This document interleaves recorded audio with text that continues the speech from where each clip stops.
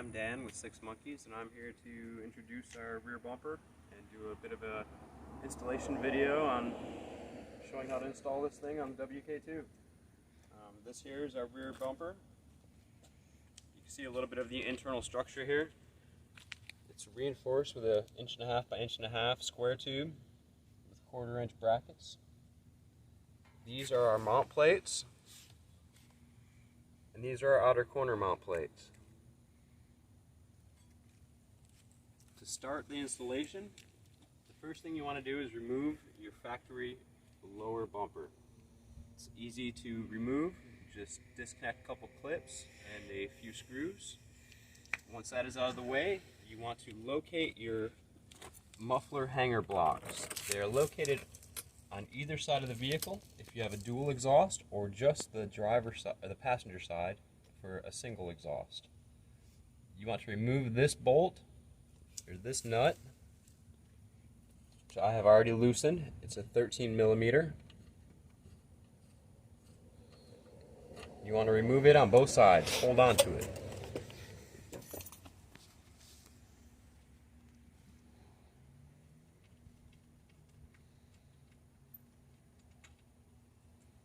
You're now going to install the outer corner brackets.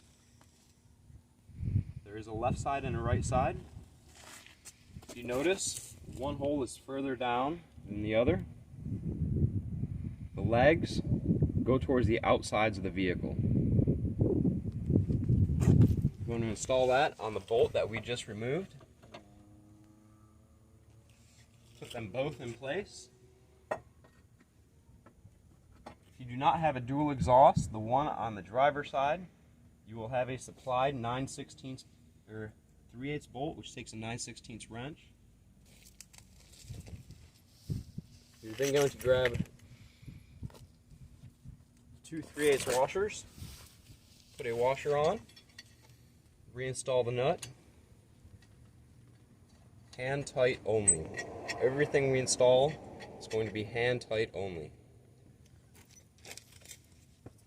Install the washer on both sides. Install the nut on both sides.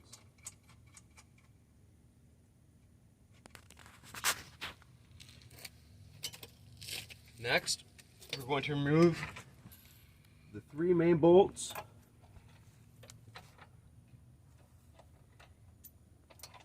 from the receiver on both sides. You're going to grab your main hanger plates.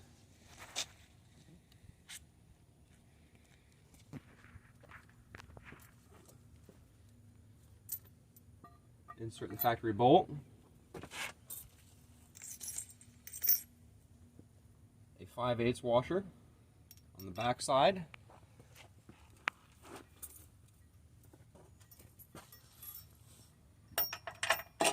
Put it in place. Screw it in a few threads. Leave it kind of loose. Let it hang. And we're going to do the same on the other side. Next step, we're going to be putting the bumper in place.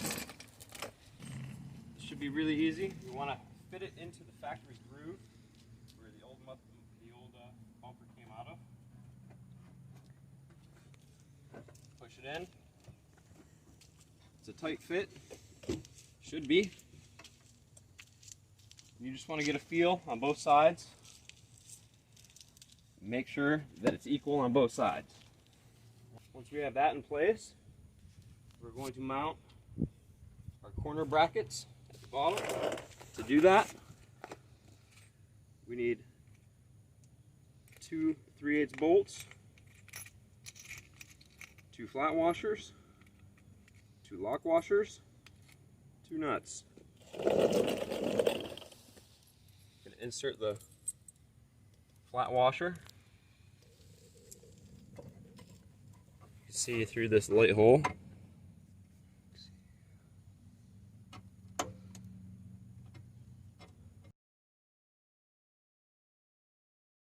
Now that the outer corners are bolted in place, we're going to swing our brackets up into place. You're going to need the other 2 5/8 washers.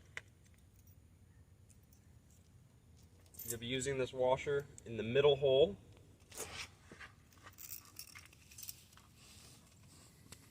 So if you put this bolt inside the middle hole, insert your washer, swing the plate up into place,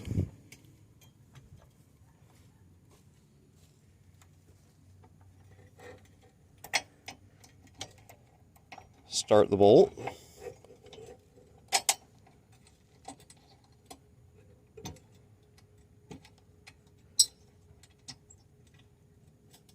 you're going to do that for both sides.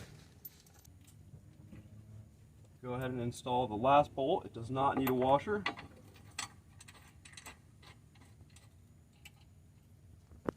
Do that on both sides.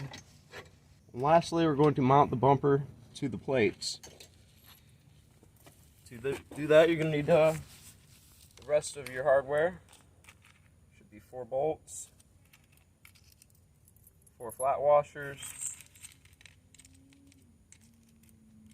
4 lock washers, 4 nuts. If you have a dual exhaust, you will have a bolt, a nut, and a washer left over. Washer on the bolts. Bolt the plate to the bumper.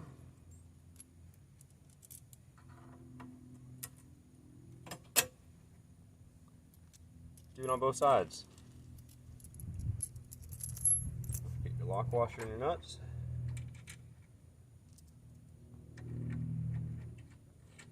Okay, once all the nuts and bolts are in place, you can go ahead and tighten everything down. And lastly, you're going to install your shackles. Install your flush mount pod lights, which is pretty self-explanatory. And install your eagle eye lights on the outer corners. We do not provide instructions for wiring lights. There's too many variables. Some people like to wire them into the tail lights. Some people like to have them independently wired or wired to a switch in the console. Lastly, enjoy your rear bumper.